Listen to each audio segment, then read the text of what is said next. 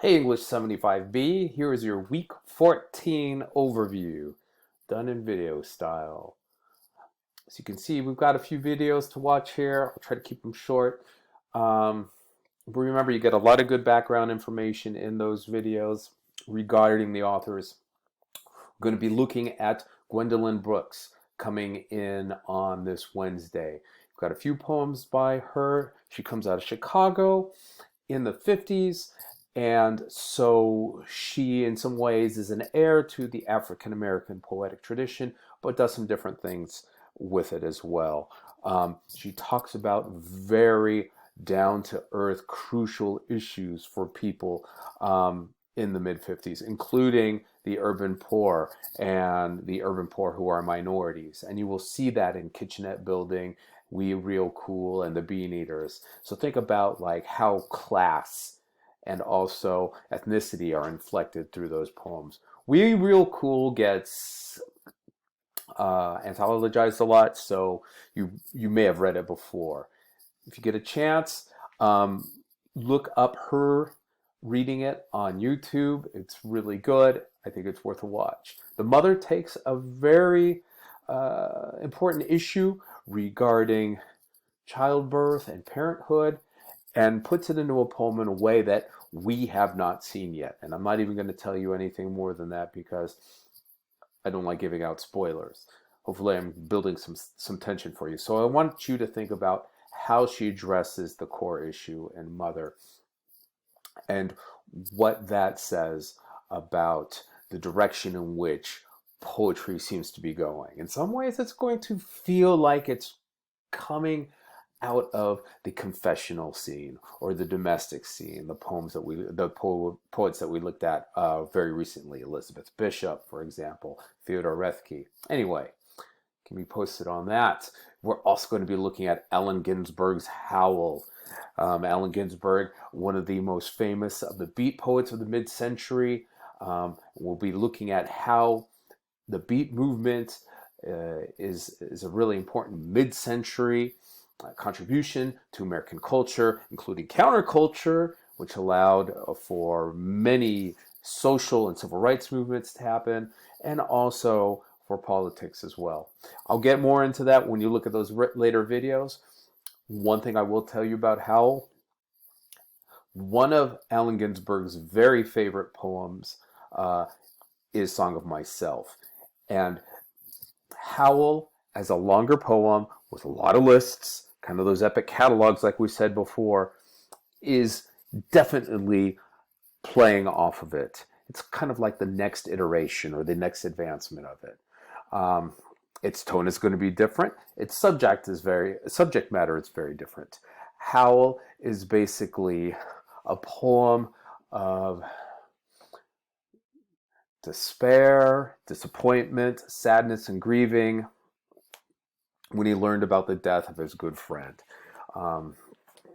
Somebody who he loved very dearly. Make sure that you read the background bio information on that. Again, I don't want to give too much away, but anyway, really powerful mid-century poem. If you like Walt Whitman, think about the ways in which this poem works off of what Whitman established in Song of Myself in terms of structure, in terms of tone, in terms of subject matter.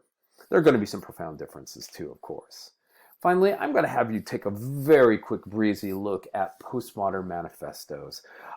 We've been talking a little bit about postmodernism, so I'd like you to take the opportunity to look at some people writing about postmodernism in their own words. It's going to be a lot more slippery than what we said on than what we discussed on modernism, but it's an important concept to think about since most cultural critics would argue that we are still in the postmodern era. I could talk a lot more about that, but that pretty much hits us for this week. I also want to let you know that you've got one discussion coming up. And remember, we're going to be looking at Invisible Man from last week, so you got some time to process it. The prologue and the battle royale, and how that relates to African American identity and also institutions of racism, or just the racism present in institutions, whether it's conscious or not. This is one of the large explorations and contentions of critical race theory, which gets thrown around in the news a lot. But it's definitely the statement that, some institutions that are government institutions or public institutions may consciously, by design, by motive, by end goal, enact racist policies, or they may do it accidentally through neglect, etc. We could talk more about that too. I can't tell you how many times I've seen people get it wrong. Nobody's teaching critical race theory in anything lower than a graduate level course or a law school course. It's not happening in elementary school. Look it up. I'd be happy to give you some links. And then you'll also be looking at Gwendolyn Brooks. I want you to think about the way in which she is similar to and different from some of the earlier African-American poetic voices. Those are our big shots for this week. If we go back to what's happening in the overview, you will notice that coming up on the 21st, which I believe is the Friday of next week, get that peer review, that part 3 into me, close that loop. In other words, be very specific and intentional about what you're going to think about, what you're going to change, what you're going to consider, what you're going to add, what you're going to take out, what other questions you might ponder based on the feedback that you got from your peer. It's a real quick and easy box. You're just going to throw it in. I gave you a little bit of texture to remind you of it. I've even got the question right there. You just hit start assignment and put it in there. And again, I'm not a big fan of busy work. I know you guys aren't either. So I want to make sure that the peer review is something that you've thought about and consciously committed to thinking about through writing that down. If we never think about the peer review once it's over, it's kind of gone. And I certainly don't want that. So that will be coming up on Friday. That's a very flexible deadline, but the sooner you can get the peer review back to your peer, the more time they have to think about your contributions, your evaluation and analysis of their work, and improve their own. Again, if there's any crucial issue with the timelines, that's fine. Reach out to me. Most people are paired up with the same person that they did their first peer review with. Again, I'm open to suggestions. For some people, they've decided that, they really like their peer a lot, but they think it's time that, they see other peers for a while, even though they still want to be good friends. Let me know. I can set you up with somebody else. That's all I have for you today. I do have office hours coming up tomorrow on Tuesday.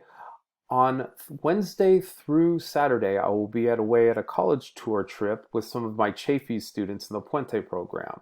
Now, that means my advice hours are going to be kind of when you contact me and we can make time, probably in the evening.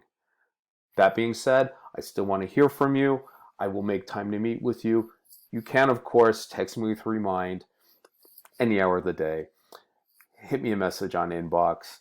I'll be happy to talk to you as we move forward. So, looking at our videos coming up, Gwendolyn Brooks and Allen Ginsberg. Ginsberg Returns. A little bit about the Beat Generation. That's a quick little poem by Jack Kerouac.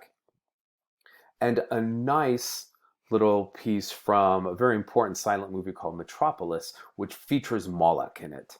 And Moloch is a really important Old Testament demon that devours children. And Moloch is one of the central figures in Ginsberg's poem Howl. So I think it's always neat to see how that representation looks between media. Now, interesting thing, Metropolis the movie, 1906, I think, came out way before Hal the poem. So it kind of makes me think, did he have Metropolis in mind? I don't know the answer to that, but it makes for an interesting site of intertextuality. That's all I have for today. Please reach out if you've got any questions. I hope to talk to you soon.